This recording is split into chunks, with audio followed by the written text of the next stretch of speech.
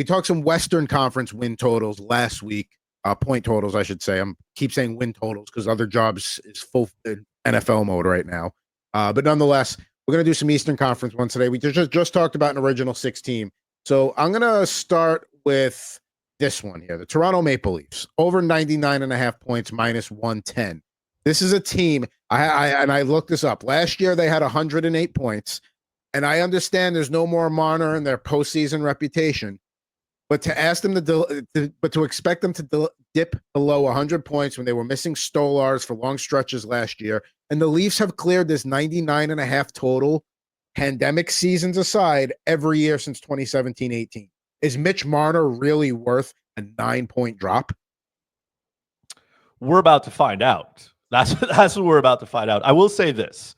I'm not trying to hate on the Leafs here, but losing Mitch Marner is still a lot. He is a 100+ point player. And if the Leafs did not go out and replace him per se, they brought in some pieces to try and make that hurt less. And I do agree that bringing in, like having Anthony Stolars be healthy is important, but let's not get it twisted either. Anthony Stolars has never been a starter in his career, and he has never handled a crazy workload either. So we're going to find out if he can or cannot do it. And I can't stress this part enough. I might just like dig into it here. The Leafs defense is still not good. I don't know who needs to hear this, but those 6 guys are not good. All the criticisms you're saying have pretty much been the same criticisms of the Maple Leafs the entire span I'm talking about since 2017-18 season. And they still clear it, some years closer than others, but most years they're clearing this total 4 or 5 points easily. But can we also agree that maybe the Atlantic Division is getting better? So some of those bottom feeder teams are starting to improve. Like if we believe the Montreal Canadiens are going to be better, if we believe that the Ottawa Senators are going to be better, like we'll figure out Detroit. Buffalo is terrible. Yeah. Right? Boston, like sure, but also in the Metropolitan Division, if we believe some of those teams are going to get better, at some point, like there's only X amount of wins you can get.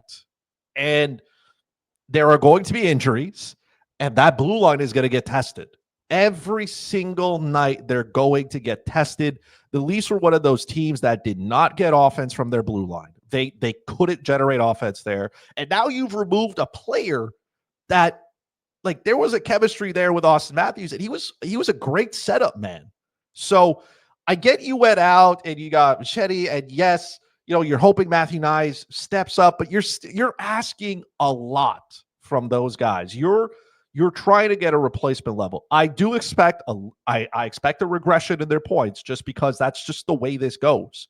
When you lose a player of that caliber, you don't necessarily replace them. Like I said, we're about to find out.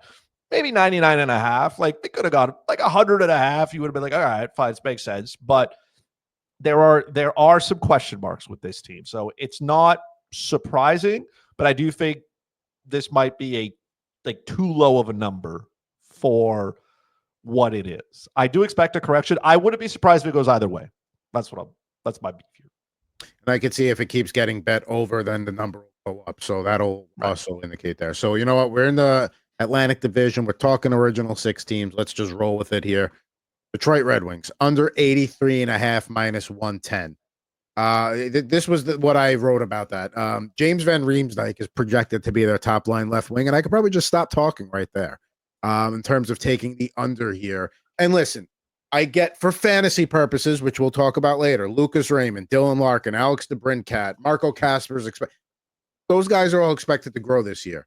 And yes, Sider on the blue line, rock solid fantasy pick there, but like, one of the things we said about John Gibson forever is if he got to a good team, i.e. an Oilers, it would be different. He's still on a bad team.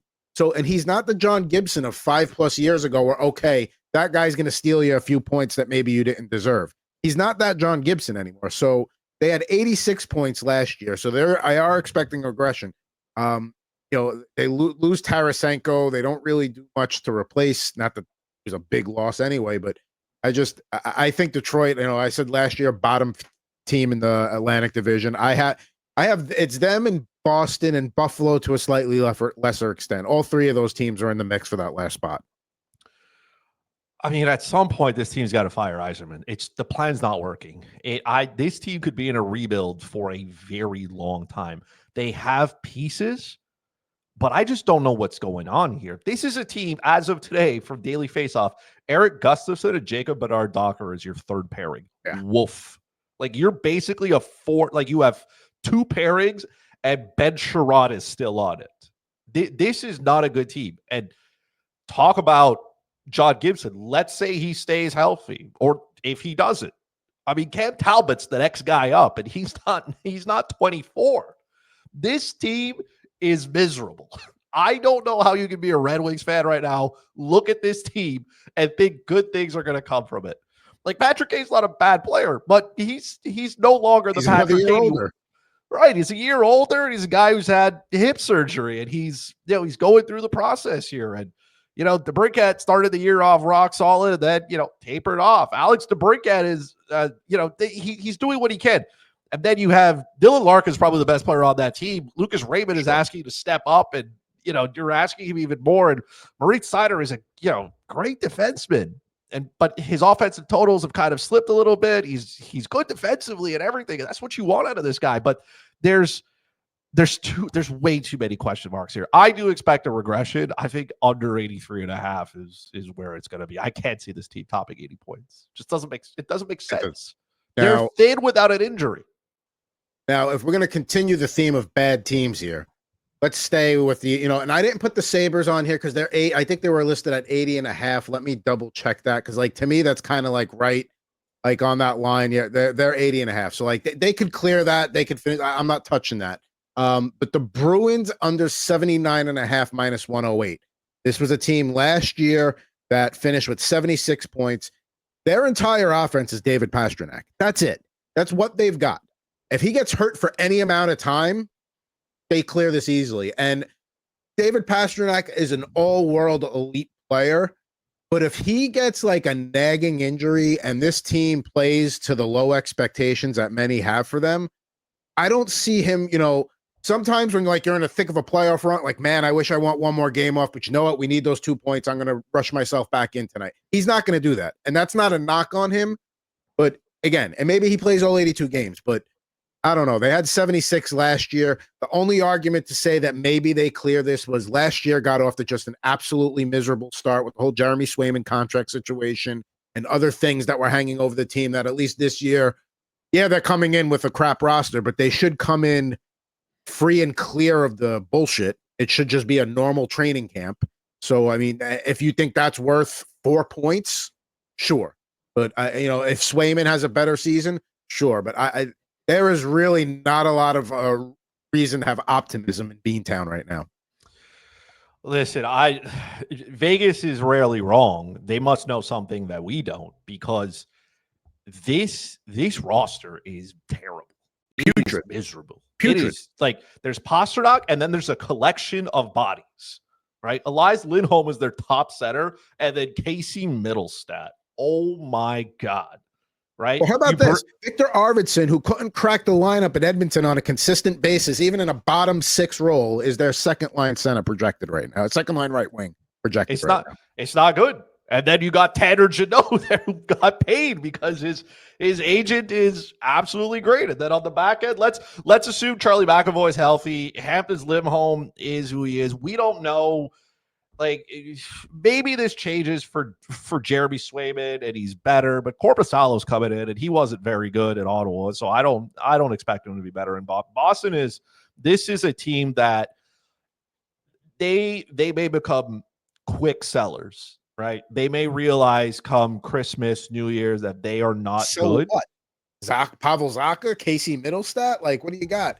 I mean, the Tanner Jeannot signing, it was a terrible signing. But the way Rangers fans love Rempe, that Bruins fans will love Jeannot. It'll be something to watch in an otherwise miserable season. He'll play a style of hockey that they like in New England. Sure. But at the end of the day, the only thing that matters is wins and losses. And I know, but if you know you're going to stink, you try to do things to at least put some butts in the seats. Maybe. But I would get real tired of watching Elias Lindholm and Casey Middlestat down the middle. Like Fraser Mitten's going to be on a third line, and I mean, maybe he becomes good, but that's a lot of responsibility. There's so many holes on this team, just everywhere. They're going to have some growing pains, and it's crazy to see the total being where it is. Like you're getting like where are those 4 extra points coming from? Like what player did they add where you look at this roster and go, yeah, maybe they're better? There's nowhere. There were guys who couldn't play consistently elsewhere coming to your team, and you're like, what? You're gonna get better? Like there was a spot in Edmonton in that top 6, like you said, for Victor Arvidsson. You couldn't get there. You couldn't get there with Draisaitl McDavid. What are you gonna get there with Casey Middlestat? Oh, come on. It's going to be a long year in Boston, and I'm not crying about it. Let's be honest. No, listen, they're due for a reset, a rebuild, all that stuff, and yeah, they're not. To me, there's no reason to even consider an over here unless David Pastrnak plays the season of his life. And well, here's the thing: the next team I want to talk about, we're going to go into the Metro for a second before wrapping up in the Atlantic. The Penguins, 75.5, under 75.5, minus 105. This is what I had down, but then the more I think about it, if there is somebody in the NHL that is capable of dragging his team to 76 points, it's Sidney Crosby. And that's not a knock on David Pastrnak. David Pastrnak is a high-scoring winger. He is a top 7 fantasy pick at worst in most drafts, top 8. But he's not the 200-foot player that a Sidney Crosby is. And Crosby just, we've seen it. He's already done it the last 2 years as Pittsburgh declines. He just doesn't give up, doesn't slow down. He's still what? In fantasy talk, he's still a top 2.5 round pick. So, initial knee-jerk instincts here is Pittsburgh's going to be terrible. They're going to trade Carlson. Malkin's another year older, and he's showing his signs of age. Tristan Jarry, and God help Artur Shilovs, who went there to back him up. He's going to get everything he wants. He's going to get plenty of work if he wants it. Knee-jerk reaction is under here because they could be the worst team in the East. But because of Crosby, now it's like maybe I go over 75.5 instead. It's just so hard to predict this. For them to go over, there's so many things that have to go right. That's how I see it. This total is set low by design. And you're trying to get a cut. Like they could finish with 77 points. It wouldn't shock me, right? Like 77 is still pretty bad. Let's keep it a stack. It's not like 63 bad, but it's still bad. But you're basically saying the Penguins are going to be a bottom 5 lottery team in a certain sense. And again, because Sid's there, I don't like that's hard, man. But when you look at this roster, again, Crosby's not going to get younger. I don't expect him to move unless he decides he wants to go. We'll see what the conversation is about him getting Malkin because he is a UFA and his glory days are behind him. He's also like he could get hurt just standing, right? The same thing with Chris Letang. These are older players, right? If they want to go somewhere else, they can. Maybe they do want to go somewhere else and do Kyle Dubas, a solid because you can get some assets for these guys. You're going to have to rebuild. You're going to have to go through it, right? And we know who's coming up in the next draft. Like the kid's there. So if I'm Dubas, I want this roster to be bad. And the problem is some of those guys on their team are going to make it better. So I don't know if Malkin's going to be here come trade deadline. I don't know. Erik Karlsson is the biggest one. If you can move that deal again, great. Yeah. But there needs some pieces to be removed. And obviously you're never rooting for injuries. But once those injuries start to hit, like this roster can be really, really bad. So I would probably lean the under. I would have liked this total to be just a little bit higher. 77.5 would have been like somewhere in that range. I'm hoping maybe the line gets, goes up so you can take the under a little bit more, but it's tough to look at this roster and expect good things to happen. But again, we've seen Sidney Crosby put a team on his back and drag it to wherever it needs to be. You are going to be held accountable when you show up. He does not care about, the future of the, like he's a competitor. He wants to win as he should. But again, even if I don't think he's going to leave, maybe he decides he is willing to do his team solid and go somewhere else where he can win a cup and let the Penguins go through it. As unlikely as it is, I agree with you though. It's hard, but I lean more under because that's just the logical thing. It's one of those things where it's like your gut reaction goes under, and then you start to think about it because of the Crosby factor. But then it's like, I could see Malkin if he's healthy getting dealt at the deadline. That's going to be an interesting one to explore. If and when the time comes to see, he could be a very serviceable third line guy where you could shelter the minutes a little bit more. Second power play, like again, he's not the player he once was. He's not finished, right? He could probably top 60 points. The problem is how many games he's going to play. And he's also a good vibes guy in the locker room too. Oh, 100%. Playoff run guy, he's bringing the experience, all that good stuff. 1 year, listen, if on an expiring deal, if the Montreal Canadiens are making a push for the playoffs and they need a Russian centerman to help the other Russian kid that's in town, I'm just saying. Just throwing it out there. Now, we'll close with your Canadiens right before the draft. I got two teams I want to get to quickly before that, and we'll sign up for our mock draft soon here. Capitals over 95.5 points here. This was a team that finished with 111 last year.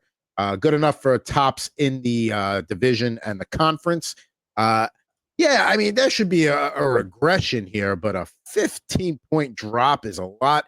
Even if Carolina has improved, and even if Jack Hughes stays healthy the whole year. I didn't put the Devils on the list today because they're 98.5, and to me, it's like, okay, great. If Jack Hughes, you guarantee me Jack Hughes is healthy the whole year, I'm betting the over.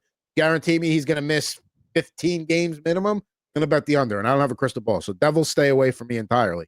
Capitals, though, even though, like I said, a regression's expected, but I don't expect the 15 points. That's a lot.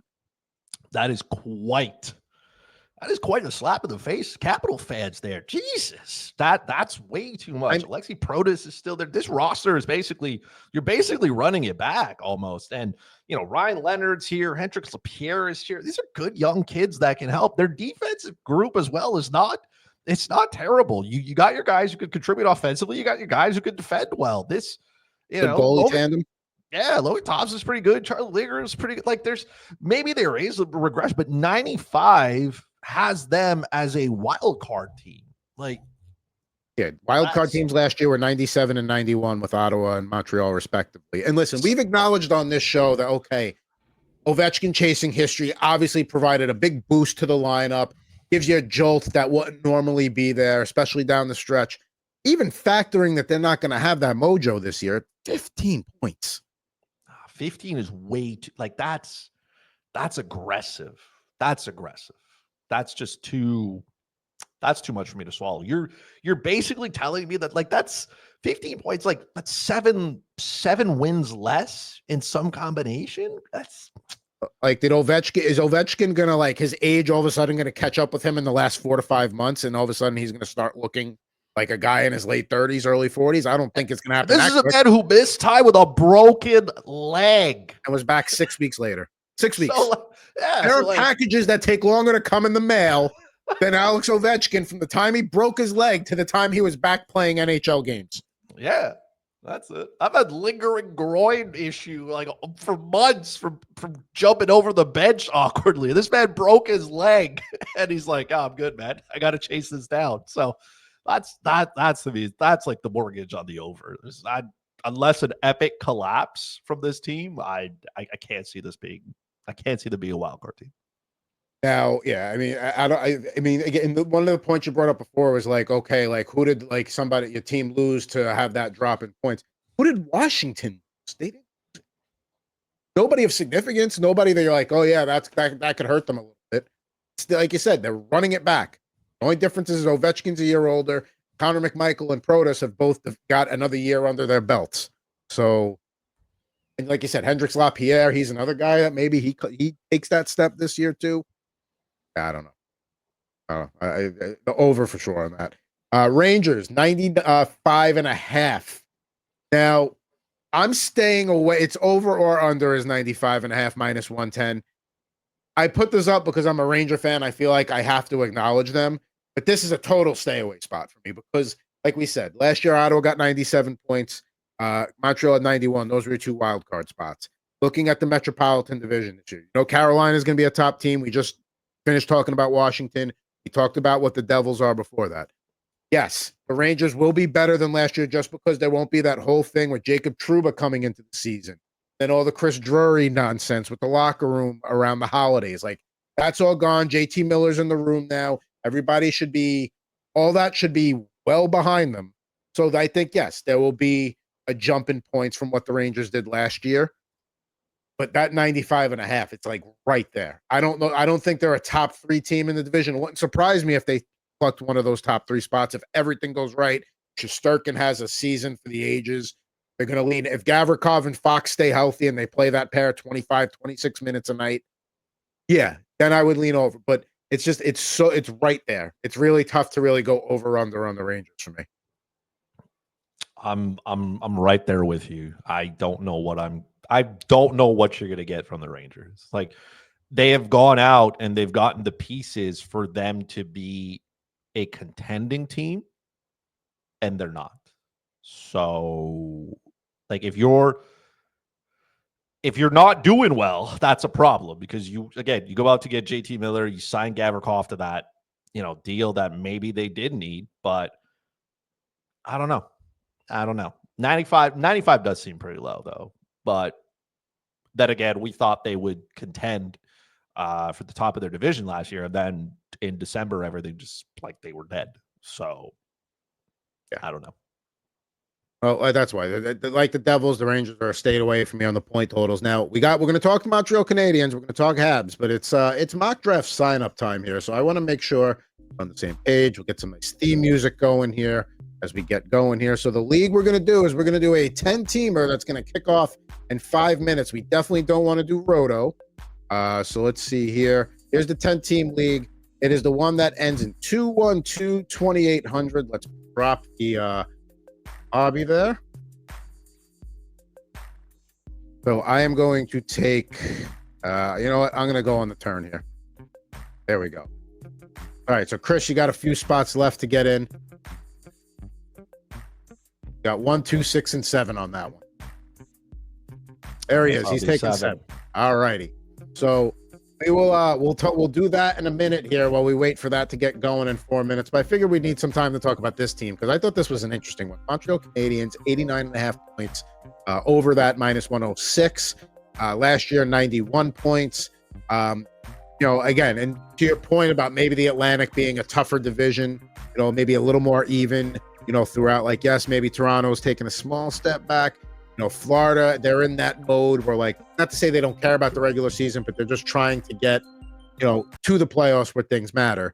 Ottawa's still going to be good. Buffalo, I think, will be a little bit better this year for as much crap as we talked about Detroit and Boston. I do think Buffalo, if you had to give me those 3 teams, I think would be the best of the 3. So what's your take here on, 89.5 being in the number? I think a lot of people will jump to the assumption that this number is too low. And listen, a rebuild is not linear. So a lot of people want to see progress, and progress being, well, you made the playoffs last year and maybe now you went around, but like, this is still a very young team on paper. The good news is you're going to get a healthy Patrick Laine to start the year, hopefully. You're going to get a healthy-ish Kirby Dach, hopefully, to start the year. And you also have another year on the back end of guys. The Montreal Canadiens got off to a terrible start last year. They at one point were last, right, in the league. And we were in November. And then they show up in December. They go on that crazy run where they start beating former Stanley Cup champions. They dip again. The Four Nations breaks hit, and then they just start to take off, and then they start losing before it. Like, there were so many peaks and valleys with this team. Like, I was in a glass case of emotions. Let's keep it a stack. But I remember. Ideally, this team takes a step, and ideally, you want to see them not flirt with a wild card spot with like all that tension at the end. Because 91 points to me is not enough to make it's borderline. Right? That was more because the Metro was such a weak division after the top 3 that the door was left open for whoever wanted it. Correct. So that's how I feel it looked. And I don't know if that'll be the case again. I will say this, though. 89.5, I would still take the over. You got to get a full year of Ivan Demidov, and that also helps. Like, I get he's a kid, but you saw glimpses of that at the end of last season. And I get in the playoffs, it's just hard. The playoffs is hard. And you were playing one of the best teams there as well. The Washington Capitals, give them their flowers. They were really, really good. The Montreal Canadiens they were in all those games.